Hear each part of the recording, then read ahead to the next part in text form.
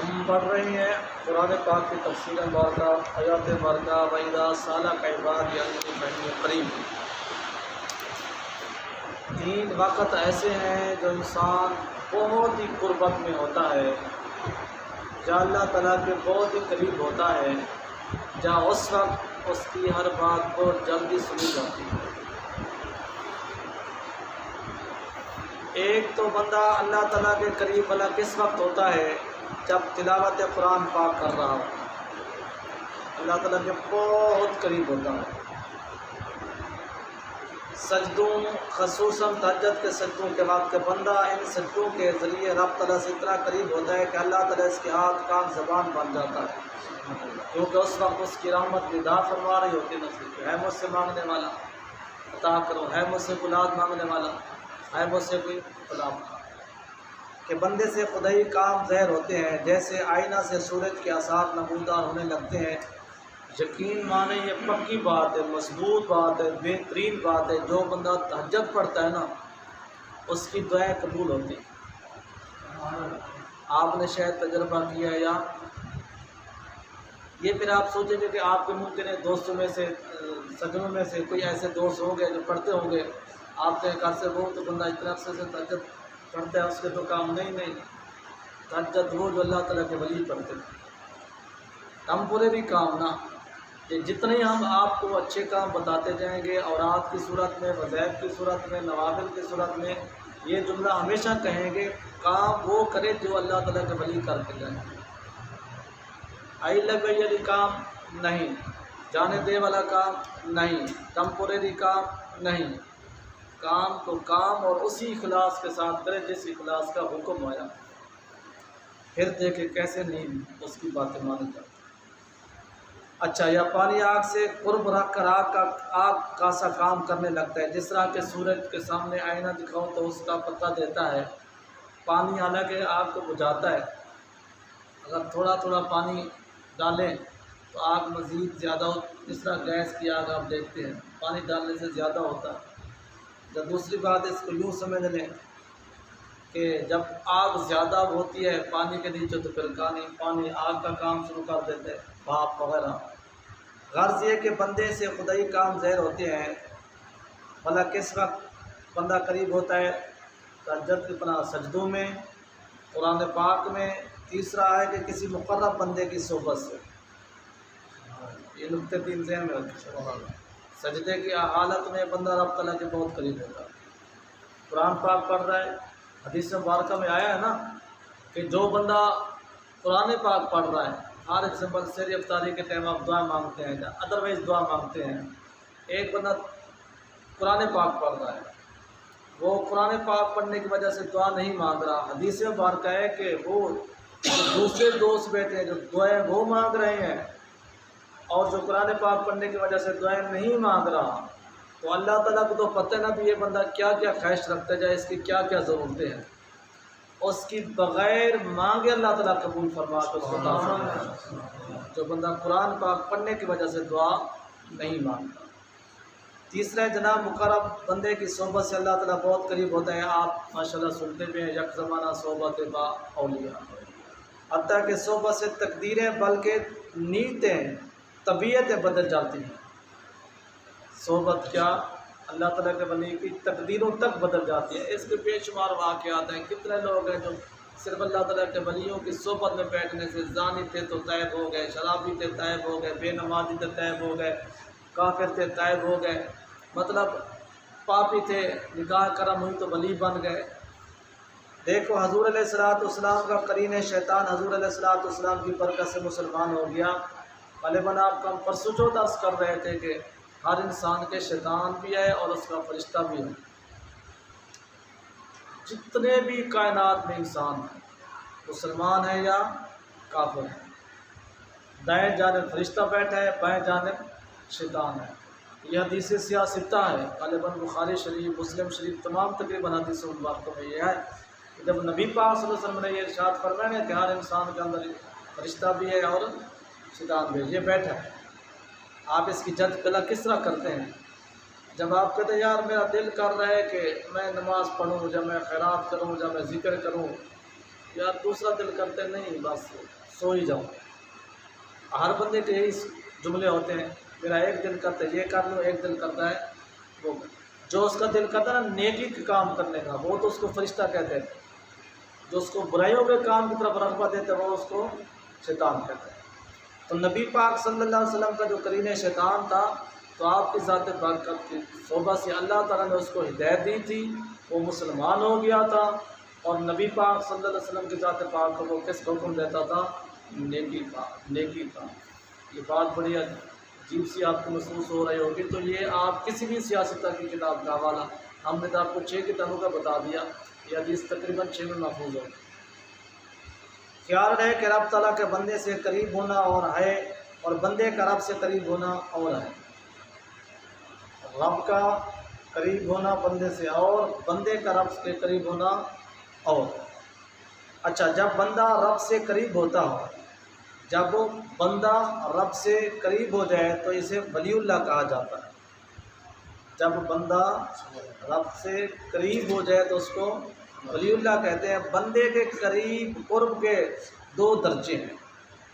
पहले दर्जे में बंदा समझते है कि रब मुझे देख रहा है, इस तरह के हम सबके ईमान और अक़ीदा है कि रब ताला हमारी हर एक चीज़ को, तब वो गुनाह व गफलत से बचा रहता है।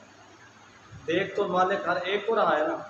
जो ढीठ है, जब बेहया है, तो वो ज़ात पाक उसके देखने के बावजूद भी वो परवाह नहीं करता। जिसका ईमान के हया की शाखें जाग रही हैं, तो वो फिर कहता ना मेरा रब मुझे देख रहा है। दूसरा दर्जे में बंदा समझते कि मैं रब को देख रहा हूँ। नबी पाक सल्लल्लाहु अलैहि वसल्लम ने इंसान की भी तारीफ यही फरमाई थी। पहले तो यूँ समझो कि मैं रब ताला को देख रहा हूँ। अगर यूँ नहीं समझ सकते तो इतना ज़रूर समझो कि रब ताला मुझे देख रहा है। इसी दर्जे में सोज़ो गुदास लज़्ज़त इबादत आला तरीके से हासिल होती है। कैसे? कि जब मैं बंदा समझे कि मैं रब ताला को देख रहा हूँ। आजकल बच्चे, तालिब, स्टूडेंट्स उस्ताद को देखकर, या मुजरिम है तो पुलिस वाले को देखकर कितना अच्छा काम करता है। काश यही तस्वुर, यही सोचें हमें, हम सब के मुसलमानों के दिल में पैदा हो जाए तो मजाल कभी कोई गुनाह कर जाए। अच्छा, इसकी तफसीर वो हदीस पाक है। एहसान ये है कि बंदा जाने कि मुझे रब देख रहा है, वही बात जो हमने अभी अर्ज़ की है, जब रब को मैं देख रहा हूँ। अच्छा, सईद है वो जिसका सर आसमान पर हो, शकीब वो है जिसका सर आसमान पर हो। फिर समझे, वो अपना वक्त वाला है जिसका सर आसमान पर हो। आसान से मुराद यानी कि नियाज़ जमीन झुका हुआ हो, या अल्लाह वाले की कदमों में हो, ज़ात मुस्तफ़ा सल्लल्लाहु अलैहि वसल्लम के कदमैन शरीफ में। वो कौन है? सादतमंद, वक्त वाला। और जिसका सर आसमान पर, आसमान पर किसका सर होता है? अकड़ खान का होता है, फिरौन जैसे वालों का होता है, शैतान जैसे वालों का होता है। ये आजसी है, ये सर आसान में हो। आसान ये है, आसान से आसान बहुत बड़े वसी माने रखता है। ये नहीं कि किसी अल्लाह, मतलब आसान आप ये समझते होंगे कि अल्लाह ताला के वलियों के दरवाजे को आसान कहते हैं। आसान, आसान लफ्ज़ में यूँ समझे कि जिसके दिल में आजसी है ना, उसका दिल हमेशा आसान हो। तफसीर कबीर शरीफ। अच्छा, उजीब दावत दाइदा दान, ये इसके नज़दीकी का बयान है कि रब ताला ने फरमाया मैं अपने बंदों से करीब हूँ, जब मुझसे वो मांगते हैं मैं उसकी दुआ को कबूल करता हूँ। उजीब जौबन से बना बमानी, काटना, तराशना। तालाब को जौबाऊ इसलिए कहते हैं कि इसकी ज़मीन बस्ती की वजह से दूसरे हिस्से से कट जाती है। ज़मीन का लेवल ये है, तालाब जो बनता है तो वो उसके लेवल नीचे नहीं चला जाता, कट गया, तराशा गया।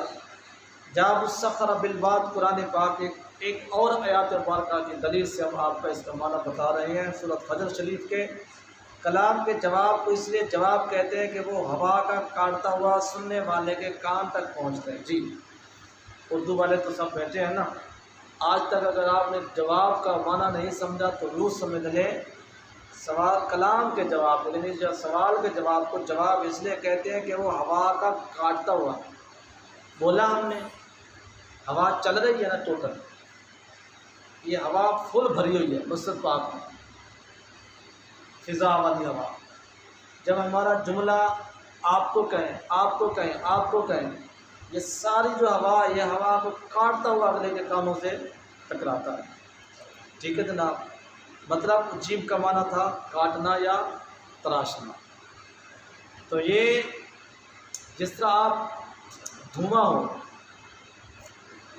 نظر کوئی نہ آ رہا ہو، جب آپ کسی کو ایک روڑا پھینکیں بھٹا پھینکیں تو اگلے کو جا کے لگے تو وہ دھواں اپنا وہ جو ڈھیلا ہے وہ کاٹتا نہیں جائے گا دھوئیں کو، آواز کو بھی ایسے کسی کی بات قبول کرنے پہ اس لیے استجابہ کہا جاتا ہے کہ اس سے سوال کا سلسلہ کٹ جاتا ہے، سوال کیا جواب آیا، سوال کیا جواب آیا، جب جواب آیا تو سلسلہ کٹ نہیں جاتا، اگلا بندہ خاموش ہو جاتا ہے۔ یہاں یا جواب دینے کے معنی میں ہے یا قبول کرنے کے معنی میں۔ اللہ رب العزت فرماتا ہے جب بندہ مجھے کہتا ہے نا ربی ربی، تو اللہ رب العزت کیا فرماتا ہے؟ عبدی عبدی عبدی، کہ جب بندہ مجھے پکارتا ہے رب رب تو میں اس کا جواب دیتا ہوں عبدی عبدی ایک بار۔ دوسرا اس کا جواب یہ کہ جب بندہ مجھ سے مانگتا ہے تو میں اس کی دعا کو قبول کرتا ہوں۔ دعوت دعن، یہ آپ نے جواب سن لیا، اور چین آگے دعوت دعن اور دعان سے یا پکارنا مراد ہے یا دعا کرنا۔ دعا کا معنی پکارنا یا دعا کرنا، یعنی جب مجھے کوئی پکارنے والا پکارتا ہے تو میں اس کے جواب میں لبیک فرماتا ہوں۔ حدیث مبارکہ میں بھی ایسے ہی ہے، تفسیر کبیر شریف۔ یا جب مجھ سے کوئی دعا مانگتا ہے تو اس کی دعا پر لبیک فرماتا ہوں یا قبول فرماتا ہوں۔ اللہ تعالیٰ فرماتا ہے بندہ میں سن رہا ہوں میں سن رہا ہوں میں سن رہا ہوں، میں تیری دعا کو قبول کر رہا ہوں۔ ممکن ہے کہ الداعی میں الف لام عادی ہو، یہ گرامر کی بات ہے، اور اس میں خاص پکارنے والے یعنی مومنین یا متقین وغیرہ مراد ہو، کیونکہ پکارتے تو اللہ تعالیٰ کو ہر کوئی ہے، کفار بھی پکارتے ہیں، ہندو بھی پکارتے ہیں، سکھ بھی پکارتے ہیں، مسلمان بھی پکارتے ہیں۔ ان میں سے ایک مفہوم یہ بھی بن رہا ہے کہ اللہ تعالیٰ جواب ان کو دیتا ہے جو اس کے ماننے والے ہیں۔ سیدھی سی بات ہے، جب آپ کی اولاد یا کوئی نوکر یا خادم یا شاگرد یا مرید آپ کا ماننے والا نہیں ہو تو جتنے دفعہ آپ کو بلائے گا آپ اس کا جواب دیں گے؟ آپ کہیں گے میرا تو اس سے کوئی تعلق بھی نہیں ہے، کس کی وجہ سے؟ نافرمانی کی وجہ سے۔ تو یہ جو کفار ہیں اس کے دشمن ہیں، گو کہ اس کی مخلوق ہے، عطا بھی کر رہا ہے، لیکن جو راز و نیاز مومن سے ہیں وہ کفار سے نہیں ہیں، کیونکہ کفار کے بارے میں فرمایا گیا کہ وما دعاء الکافرین الا فی ضلال، سورۃ الرعد مبارکہ میں، کہ کافروں کا پکارنا برباد جاتا ہے۔ وہی بات، تین بیٹے بیٹھے ہیں، ایک بیٹا فرما بردار ہے، باپ کو بلاتا تو باپ فوراً اس کو جواب دیتا ہے، دوسرا نافرمان بیٹا ہے اور گستاخ بیٹا ہے، ایک جگہ پر بیٹھے ہیں، باپ بھی ایک جگہ، وقت بھی ایک جگہ، وہ باپ کو پکار رہا ہے، نافرمان گستاخ، باپ جواب تو کیا اس کی طرف دیکھتا بھی نہیں ہے، مطلب سن تو رہا ہے نا، باپ نے لائق بیٹے کی بات بھی سن لی، نالائق کی بھی بات سن لی، جواب کس کو دیا؟ لائق۔ اللہ تعالیٰ کی ذات تو اس کے لائق ہیں، اس کو وہ عطا فرماتا ہے، جو نالائق ہے وہ آتا ہے نا، غالباً حدیث مبارکہ میں بھی آئے کہ ایک بندہ دعائیں مانگتا ہے اللہ تعالیٰ اس کو نہیں عطا فرماتا، ٹھیک ہے جناب، ایک کافر فاسق فاجر زانی شرابی آتا ہے، جو ہی وہ دعا مانگتا ہے اللہ تعالیٰ اس کی قبول کر کے اس کو عطا کر دیتا ہے۔ تو حدیث مبارکہ میں آتا ہے رب تعالیٰ سے پوچھا کہ مولا یہ بندہ تیرے 24 گھنٹے نمازیں پڑھتا ہے، ذکر اذکار ورد وظائف، یہ کب سے مانگ رہا، تو نے کچھ بھی نہیں عطا فرمایا۔ دوسرا بندہ فاسق فاجر ہے، ظاہراً تیرا نافرمان ہے، وہ آیا تو اس کو تو نے لہرا بیرا تھا۔ تو اس کا پھر جواب اللہ رب العزت کی ذات پاک سے یہ آیا ہے کہ یہ بندہ میرا فرمانبردار ہے، اس کا میری بارگاہ میں آنا بھی مجھے قبول ہے، پسند ہے، اس کا مانگنا بھی مجھے پسند ہے، اس کا رونا بھی مجھے پسند ہے، وہ نافرمان ہے، غصاخ ہے، ٹھیک ہے نا، تو لہٰذا جب وہ میری بارگاہ میں آئے تو میں نے اس کو فٹافٹ دے دیا کہ دوبارہ میرے پاس نہ آئے۔ سیدھی سی بات ہے، جب لائق بچہ ہو تو آپ اس کو ساتھ بٹھا دیتے ہیں، کھلاتے بھی ہیں پلاتے بھی ہیں، تو نالائق ہو تو اس کو آپ فوراً ٹال دیتے ہیں، 5 روپے دیے یار اس کو ٹالا کر، اس کو بس جانے دیں۔ دوسرا آیا پیار محبت والا، آ جاؤ جناب آ جاؤ، یہاں تک کہ اپنی جگہ اس کو دے دیں۔ پکار 4 قسم کی ہے، ٹھیک ہے جناب۔ گناہ گار کی پکار، گناہ گار بھی تو اللہ تعالیٰ کو پکارتا ہے بندہ۔ ابرار کی پکار یعنی نیک لوگوں کی پکار۔ اچھا، دل فگار کی پکار یعنی محبت اور پیار والے محبوب کی پکار، ٹھیک ہے جناب۔ اور بے قرار کی پکار، بے قرار و تکلیف وغیرہ ہے۔ پھر ان میں سے دل فگار اور بے قرار کی پکار بہت ہی پرتاثیر ہے، ذہن میں رکھیں، ذہن میں۔ ایک گناہ گار کی، دوسری نیک کی، تیسری محبوب کی، چوتھی بے قرار کی۔ ان میں سے جو تاثیر ہے نا جو رکھتی ہیں وہ کس کس کی رکھتی ہیں؟ ایک محبوب کی، دوسرا دکھی کی۔ 4 بندے آپ سے سوال کریں نا، 4 بندے، اگر وہ صحت کے لحاظ سے 3 ایک جیسے ہیں تو ایک بہت ہی ڈاؤن ہے، تو یقیناً آپ جو ڈاؤن ہے اس کو پھر فور عطا کریں اور اس کی بہت سنیں گے۔ یا یوں سمجھے جب بل جمع کروانے جاتے ہیں، جیسے سکولوں میں کوئی اس طرح کا مسئلہ ہو، جو ضعیف شدہ ہوگی عورت یا مرد، سٹک کے سہارے آ رہا ہے یا بیٹھا ہے، جبکہ تیسرے صحت مند کھڑے ہیں، تو افسر پہلے کس کی بات سنے گا؟ کوشش کرے گا جو ڈاؤن۔ اس لیے جو بے قرار یعنی مظلوم، بے قرار تکلیف زدہ، بے قرار مظلوم، اس کے اللہ تعالیٰ فوراً سنیں، یا پھر اس کا محبوب ہے، ٹھیک ہے جناب۔ یہ پکار عرش کو ہلا دیتی ہے، مظلوم کی عرش اعظم ایسے ہل جاتا ہے۔ رب تعالیٰ فرماتے ہیں امن یجیب المضطر اذا دعاہ ویکشف السوء، سورۃ نمل شریف میں، جس کی پرسوں چوتھ تلاوت ہوئی تھی۔ تو یہ قرآن پاک سے بھی ثابت ہے کہ جب بے قرار کی پکارتا ہے تو اللہ رب العزت اس کی فوراً سنتے ہیں۔ جب ریڈیو کے ذریعے بجلی کی مدد سے تمام دنیا میں آواز پہنچ سکتی ہے تو بے چینی ہو دل کی بجلی کے ذریعے بھی آواز عرش اعظم تک پہنچ سکتی ہے۔ یہ تو ہمارے کنیکشن ہے نا جناب، جو اللہ اس کے بندے کا کنیکشن ہے جل وعلا، تو اس کنیکشن کی بندہ مثال بھی نہیں دے سکتا۔ اگر خود اپنے میں بے قراری نہیں ہے تو کسی بے قرار سے پکار دلواؤ۔ ہمارے دل بے قرار نہیں ہے، ہم بے قرار جب کہ اللہ والے کی نگاہ پڑے گی، جس طرح علامہ صاحب حضرت علامہ محمد اقبال صاحب رحمۃ اللہ تعالیٰ، پیر میر علی شاہ صاحب رحمۃ اللہ تعالیٰ، ان پاک ہستیوں کے دل بے قرار تھے۔ کتنے مہر علی کتنے تیری سنا، مشتاق اکھیاں کتنے جا، یہ دل بے قرار تھا نا، بے قراری کے۔ حضرت مولانا جامی صاحب رحمۃ اللہ تعالیٰ نے جو آپ نے وہ قصیدہ نعت شریف لکھی تھی، تو جب آپ مدینہ شریف جانے لگے اس وقت گورنر مکہ کو میرے آقا حضور علیہ السلام نے فرمایا جامی آ رہا ہے، اس کو واپس بھیجو۔ پھر آپ نہ چرواہے کے ساتھ بھیڑ بکریوں میں، پہلے یعنی قافلے میں آپ آئے، واپس کیا گیا، پھر آپ بھیڑ بکریوں کے اپنا چرواہے آ رہے تھے، پھر اس میں آپ آئے، پھر آپ کی ذات پاک نے گورنر کو کہا تیسری مرتبہ، پھر تو پوچھا کہ یا رسول اللہ جامی صاحب تو آپ کو اشاق کے بہت بڑے پوری دنیا میں مشہور ہیں، آپ کی ذات نے فرمایا جو جامی تڑپ رکھتا ہے، جو حضرت عبد الرحمن جامی تڑپ رکھتا ہے یا جس تڑپ سے آ رہے ہیں، مجھے مزار شریف سے باہر آ کر اس کا استقبال کرنا۔ تڑپ کی بات کر رہے تھے، تڑپ اس کو کہتے ہیں، محبت اور عشق والی تڑپ کو۔ اچھا، اگر بے قراری نہیں ہے تو پھر کسی اللہ والے سے دل میں بے قراری پیدا کروا لیں۔